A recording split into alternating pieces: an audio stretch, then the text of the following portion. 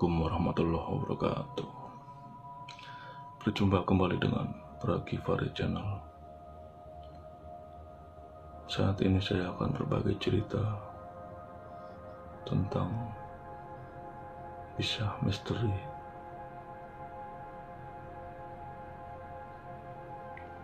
Kisah ini saya dapatkan langsung dari yang mengalaminya.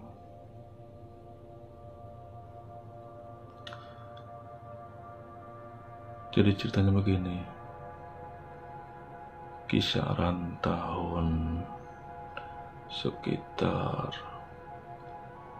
2001 atau 2002 kalau tidak salah.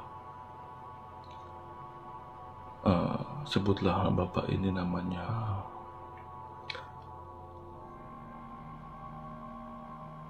Pak Anton. Untuk lebih mudahnya kita sebut Pak Anton. Beliau ini adalah rekan kerja ayah saya yang seorang supir angkot. Untuk jurusannya tidak saya sebutkan.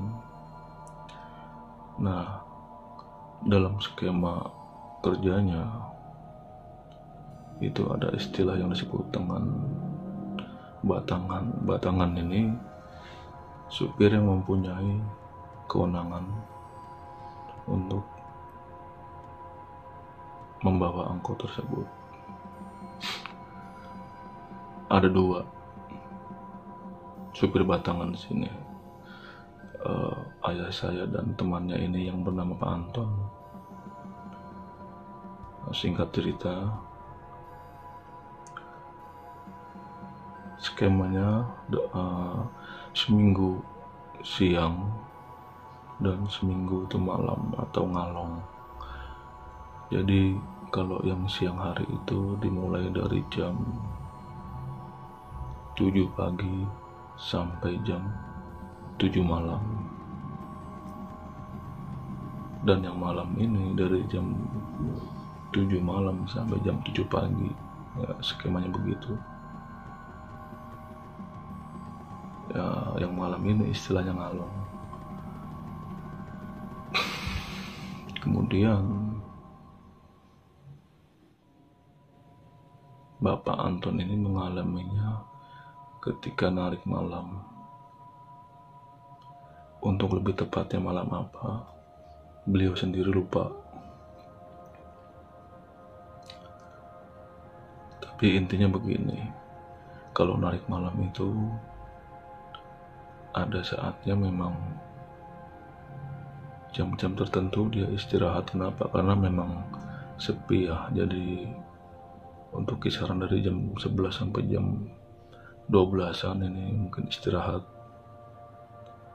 Nah, kemudian itu dimulai dari jam 1:30 sampai pagi. Ya, salah satunya mempunyai langganan orang yang mau pergi ke pasar atau pulang dari pasar. Nah, kejadiannya begini. Jadi di jalur ini ada tempat-tempat yang memang waktu itu masih sepi ya, dan sudah sangat terkenal kewingitannya. Jadi model jalan itu turunan atau menanjak.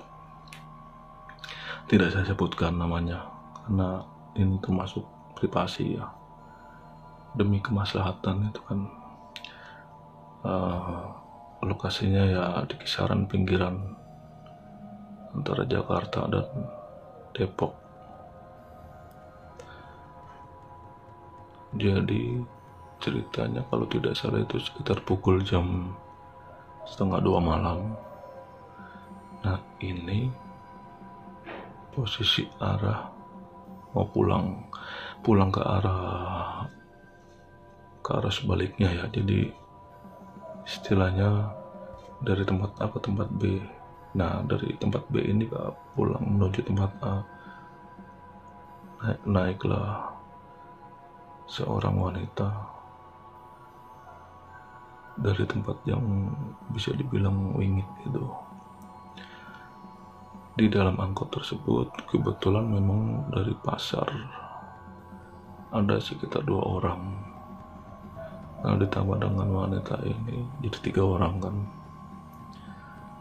Nah, mendekati pool, jauh sebelum mendekati pool ini 2 orang pedagang sayuran ini turun. Tinggallah wanita ini. Kemudian pas ditanya oleh Pak Anton ini, wanita tersebut diam saja itu, tanpa mengeluarkan suara itu. Nah, di sini Pak Anton masih belum sadar kan, masih belum kepikiran itu. Nah, ketika menyampai ujung dari penghabisan ya,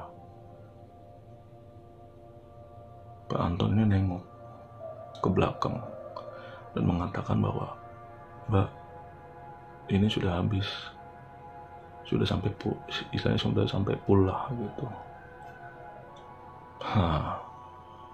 Alangkah terkejutnya ketika Pak Anton melihat sekeliling ke depan itu bukan nyampe di jalan ujung yang memang sudah selesai, sudah habis ininya gitu. Jadi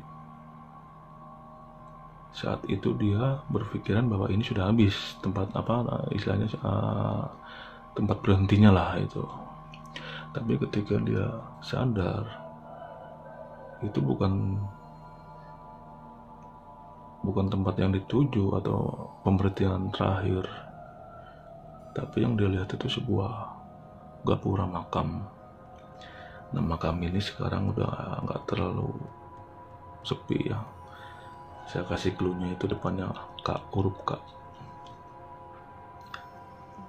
Nah, tentu Pak Anton ini kan bingung dan panik, karena kondisi makam pada waktu itu memang masih sangat sepi sekali kan, dan ini termasuk area komplek makam umum yang besar. Nah, disitu panik Pak Anton, tergopoh-gopoh lari keluar dari mobil, dan dia sudah tidak memikirkan wanita itu kan.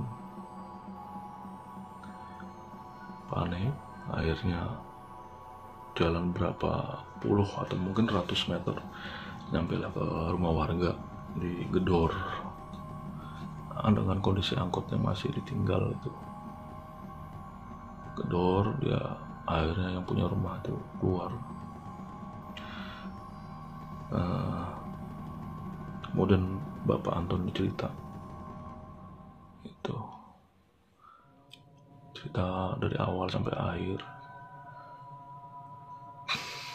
Akhirnya ketika sudah tenang, ditemani beberapa orang ngambil angkot yang ada di depan gapura makam itu. Dan semenjak itu Pak Anton sudah kapok, tidak mau ngalong atau narik tengah malam lagi. Jadi sudah kapok intinya gitu. Mungkin bisa dikatakan traumatik gitu. Karena benar-benar dia bercerita bahwa dia tidak ngeh sama sekali dengan hal yang seperti itu. Kenapa? Karena tanpa disadari, perasaan dia itu tadi, seolah sudah di penghabisan. Nah, posisi makam ini kan ada di sebelah, ada jauh dari penghabisan ini, dari trayek penghabisan jauh itu, mungkin ada berapa kilo. Jadi perasaan dia itu seperti seolah-olah sudah di akhir perjalanan, tapi nggak taunya ada di tengah makam gitu. Ya, percaya nggak percaya, tapi memang sulit untuk dinalar ya, peristiwa gaib itu untuk dilogikakan sulit.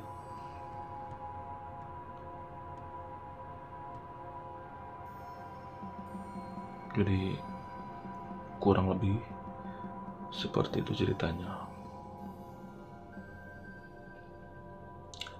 Ya mungkin bisa kita ambil hikmahnya ya, agar kita lebih waspada dan banyak-banyak berdoa kepada Tuhan yang Maha Kuasa gitu. Semoga kita selalu dalam lindungannya. Demikianlah kisah singkat ini.